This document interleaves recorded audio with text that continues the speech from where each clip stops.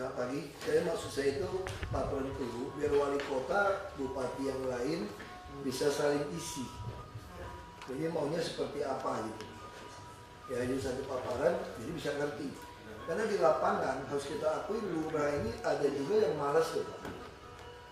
Nah saya minta para wali kota, para lurah yang malas itu, yang memang cara berpikirnya beda dengan sistem kita estate manager, mohon maaf itu harus di-staffkan.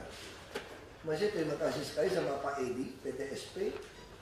Ini betul-betul, beliau tuh betul-betul rekomendasi kalau udah nggak jelas, masuk nggak jelas, langsung berhentikan sebagai PNS. Nah itu yang harus kita lakukan.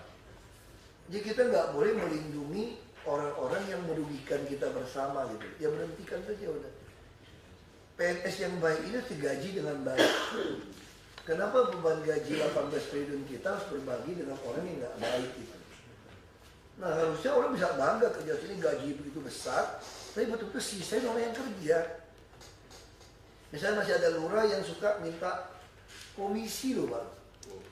Jadi kalau mau minta keterangan tanah itu pasti minta duit. Persen dia kayak notaris gitu. Nah ini jangan dilindungi. Di barat masih, misalnya di pusat masih gitu ya, nggak boleh dilindungi. Kalau sudah ketemu kayak gitu, udah. Nah gimana cara mengenali lurah-lurah yang seperti itu? Biasanya tuh mereka itu nggak terlalu peduli, nggak terlalu semangat dengan adanya PPSU. Sederhana cara-cara mengenali mereka gitu. Karena dia hanya fokusnya itu cari duit komisi gitu, dia nggak punya dukungan. Terus dia pikir kalau dipecat, kan hanya sebagai PNS. Bukan sebagai PNS tuh, hanya dipecat sebagai staff, masih dapat TKD lagi. Nah sekarang nggak boleh, ini inspektorat ada Pak Sekda, sampaikan pada BKD, pada asisten. Kalau orang ada masalah dicopot, itu langsung hilang TKD. Dan dia dikeluarkan dari SKPD-nya. Kalau staff bagaimana? Ada staff yang pemain, nggak mau naik ke salon kan, dia udah kaya kan. Itu dicari pasalnya supaya pecatnya sebagai PNS.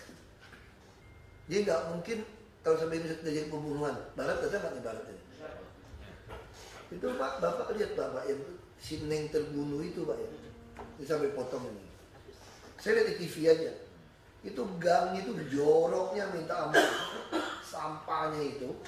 Kan kelihatan TV nih, shoot ada polisi jalan. Itu berarti lurah itu nggak pernah ke situ. Padahal sekarang ada PPSU. Terus apalagi si Agus tersangka itu, dia itu menguasai tanah kosong, buka warung. Ini baru baca berita ya, kita analisa nih. Anak-anak kampung begitu sempit gangnya, butuh tempat bermain nggak? Butuh. Makanya penjahat-penjahat pedofil itu selalu mengiming-imingi anak-anak baca buku, ada makan, tempat bermain di rumah. Ya masuk dong, kayak jebak merpati aja kan. Ini masuk ini. Nah saya udah bilang kalau ada tanah kosong, solusi lurah segala macam, tanya punya siapa, kita beli, jadikan RPTRA. Lalu saya udah ciptakan lagi cara kedua ini. Ternyata nggak jelas punya siapa nih. Dudukin preman, ini tanah negara nggak jelas punya siapa. Saya juga udah ajarin para wali kota, kita juga nakal aja udah. Anda sodok dudukin, bukan kita yang dudukin. Kita dorong PKL yang dudukin. Paham maksud saya? Parkir yang dudukin. Caranya gimana supaya PKL mau masuk? Gampang. Panggil PU Bina Marga, kan banyak kerukan aspal. Asal rata bagus aja, airnya nggak tergenang, pasti PKL jualan. Pasti itu. Nah dorong, kuasai Pak. Nanti baru ribut kita. Kalau dia buktikan dia punya surat, kita tawarin boleh beli nggak? Kan bukan kita yang kuasain loh. Kita bantu ngerapiin kok untuk supaya bisa PKL masuk. Kalau dia waduk gimana? Kalau dia danau gimana? Kita gali dalamnya airnya, aman. Jadi RPT itu saya juga tawarkan apa satu. Ini juga wali kota juga belum respon ke saya. Ini mohon maaf ya kalau orang Islam ya. Islam itu sholat 5 waktu. Ya, ini ide saya. Ini mohon maaf kalau singgung Bapak Ibu. Ini pikiran saya. Kenapa saya dorong tanya rumah-rumah tanah sekitar masjid mau nggak diwakafkan, tanda kutip. Bukan diwakafkan, kita beli gitu loh. Saya mau jadiin RPtra. Karena masjid itu selalu ada orang. Dari subuh, betul kan? Lohor jam 12, asar, maghrib, isya, ada pengajian lagi. Terus ada marbot.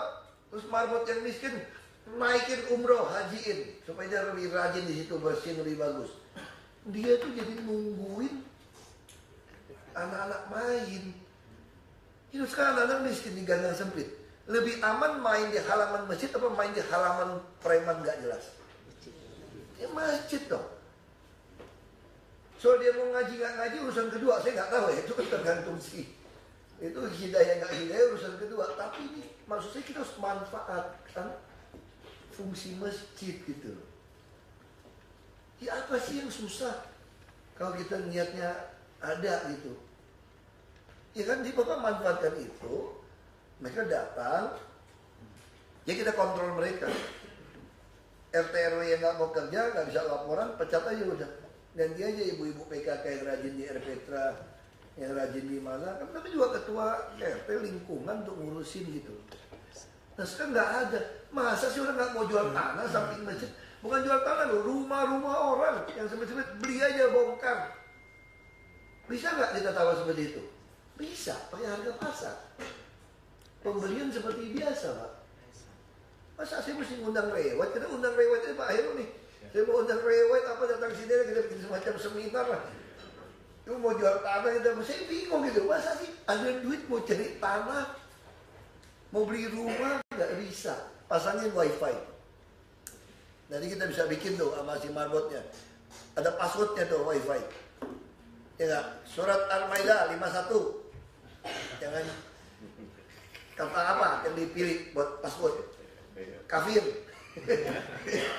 Jadikan Nasrani, Yahudi jadi pemimpinmu. Jadi kita, nanti tuh ini anak-anak kan mulai ngerti itu baca gitu loh. Nah, jadi saya pikir harus taman apa.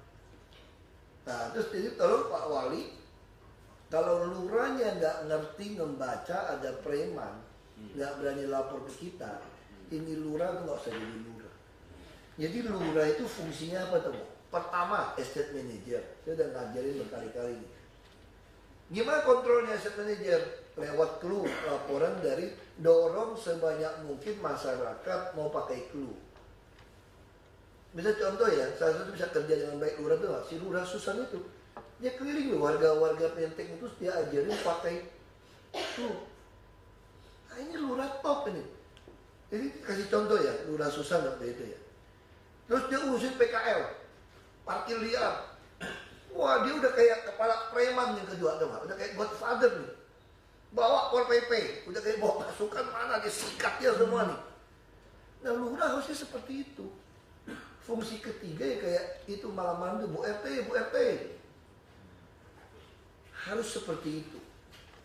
Nah jadi RT RW diberdayakan, dia harus seperti Godfather, preman. Preman apa? Semua yang usaha di sana yang harus bayar pajak nyetor. Kan Godfather gitu kan, kalau film-film Godfather di Chicago gitu kan. Kayak mafia kan begitu kan, ini wilayah saya. Nah kalau ini wilayah saya, Anda mau usaha semua, nyetor nggak? Nyetor. Ada tukang ngambil restoran cashnya nih. Mau terus apalagi imigran gelap yang nggak jelas dan film Godfather gitu kan. Mana lu? Nyetor lu. Nah lurah harus itu. Semua hotel, restoran, hiburan, bayar pajaknya mesti cek. Nanti udah gampang, dinas pajak Pak, Sekda, ini asisten harus kencang nih kerja ini, awasin. Jadi nanti sistem pajak kita sederhana. Saya mau kurangin orang pajak, nggak ada lagi kita datangin orang pajak cek bayar berapa, enggak. Ini dicatat ya, saya udah bicara sama orang pajak, asisten. Kita tahu nggak kira-kira sebuah hotel, restoran harus bayar pajak berapa? Tahu, kita udah ada penelitian ADB, kita punya data. Nah sekarang kita tentuin. Beda contoh, kayak restoran di Ancol, Dia nggak pernah bayar yang pesta-pesta, banquet itu nggak pernah bayar dia. Nyogok orang kita. Jadi siapa bilang hasil pemecatan itu tidak bagus? Justru pecat-pecat itu bagus. Bahwa dipecat-pecat, ganti orang baru. Tekan, kasih surat, restoran itu ditutup selamanya, nggak boleh buka yang sejenis. Langsung keluar ke pajak banquet yang belum dia bayar. Tahu nggak berapa? 520 juta lebih. Apa 31 bulan, gila nggak? Di Gambir terjadi, Pak. Di Gambir, di Jakarta terjadi kena orang baru-baru dan keluar. Ya, 1 bulan. Berarti bertahun-tahun dia nggak pernah bayar. Nah kenapa? Kita hitungan pajak itu gampangnya wali kota sih ngomong supaya wali kota mulai ngerti nih sistem-sistemnya. Anda kayak Godfather aja. Saya udah bilang berkali-kali. Saya bukan bercanda loh. Saya ini Godfather baru di Jakarta. Lu mau dagang apa sih? Gue Godfather yang baik hati.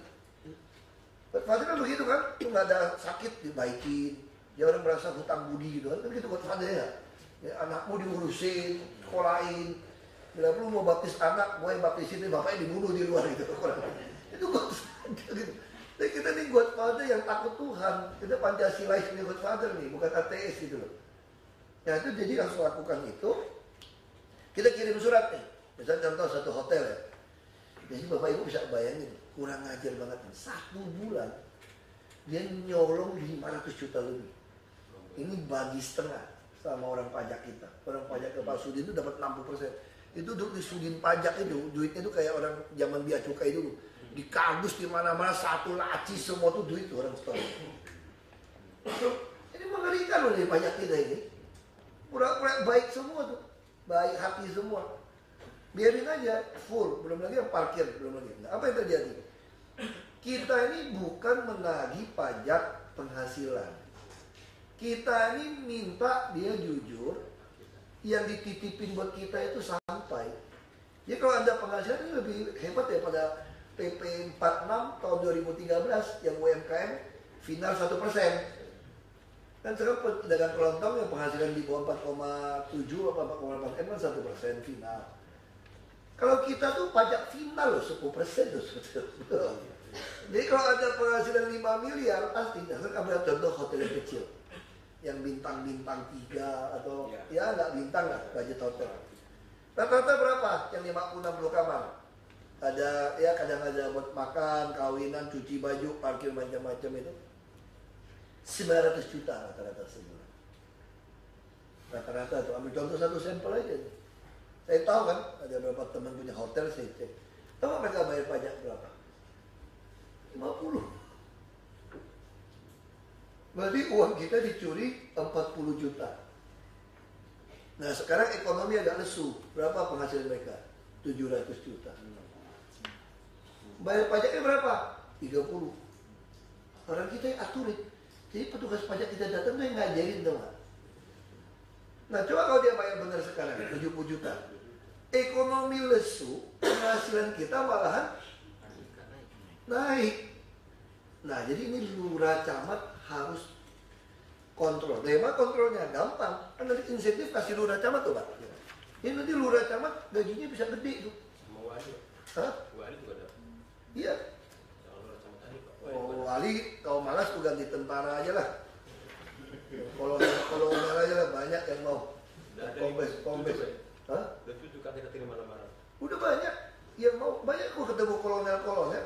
Bintang 1 aja mau jadi wali kota. Turun ke yang 4B. Karena dia tuh penghasilannya lumayan. Saya juga bagi uang operasional saya kasih tahu mereka. Kaget sih jenderal-jenderal itu. Oh kasih wali kota 50 juta uang operasional saya. Saya kasih loh saya bilang. Supaya dia kawinan nggak habisin uang dia. Jadi wali kota tuh saya betul-betul pengen wali kota tuh persis bapak itu kayak wali kota di daerah lain. Tapi ya nggak nyolong gitu ya. Bukan tangan.